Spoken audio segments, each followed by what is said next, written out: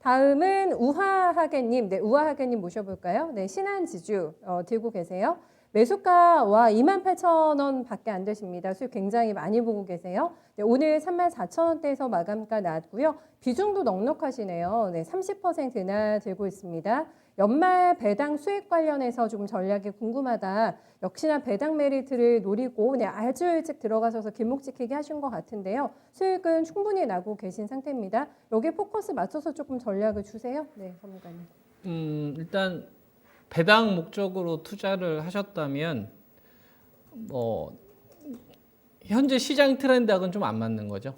지금 시장에서는 유동장세이기 때문에 배당을 통한 좀 기대 수익보다 좀 시세 차익을 통한 이 기대 수익이 훨씬 더 효율적으로 움직이는 구간이거든요.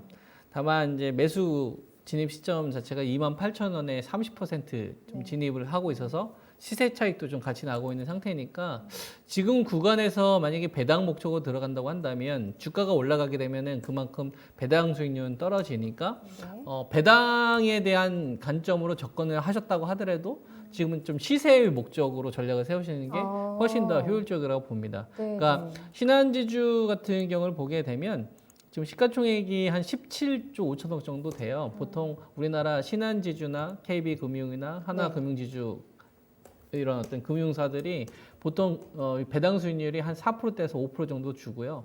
그다음에 적게 벌면은 3조에서 많이 벌면 4 5조 정도 영업이익 그 정도 법니다. 그러니까 여태까지 우리나라 금융사 같은 경우에는 돈을 못 벌어서 떨어졌던 게 아니라 돈은 잘 버는데 성장성에 대한 부분이 사라지다 보니까 우리가 금융주 투자했었을 때는 아무래도 제일 중요한 게 예대 마진이거든요. 그러면은 금리 인상 기조로 가야 되는데 지금은 금리 인상 기조가 아니라 금리 저금리 기조로 가는 거잖아요.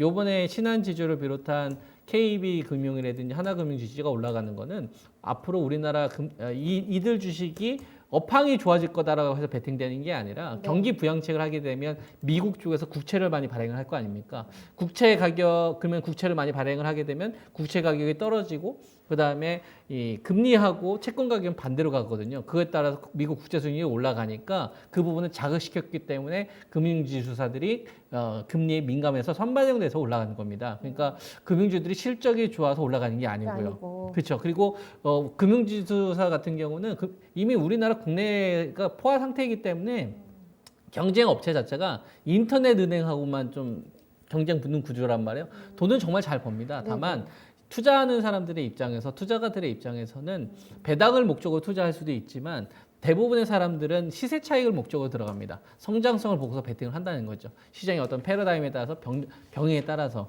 그래서 금융지주사 같은 부분들에 대해서 만약에 진짜 배당 목적으로 좀 들어갔다고 한다면 진입했었을 때는 배당 목적으로 들어가는 거는 안전마진.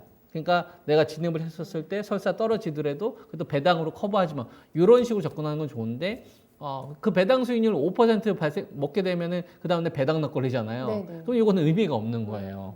그래서 지금은 배당 목적으로 들어갔다고 하더라도 시세 차익 목적으로 전략을 세우시는 게 훨씬 더 효율적이다라고 보는 겁니다.